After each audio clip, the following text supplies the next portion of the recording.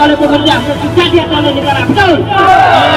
Tapi perusahaan yang nanti hari ini tidak menghargai, sampai hari ini tidak menghargai satu pun amanah aturan yang kita ditetapkan oleh negara, betul? Dan juga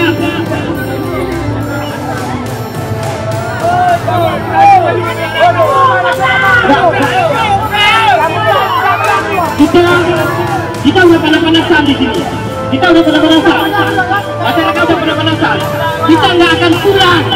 Kita nggak akan pulang sebelum perusahaan mengucapkan tuntutan daripada masyarakat sebelum.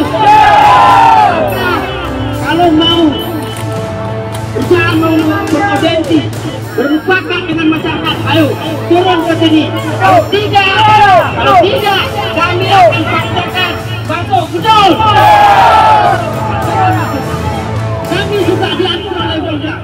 Kami hadir di sini juga dibenarkan oleh undang-undang. Negara menjamin hak-hak masyarakat dalam hal hak berarti menyampaikan pendapat yang tahu. Kita berhak di sini.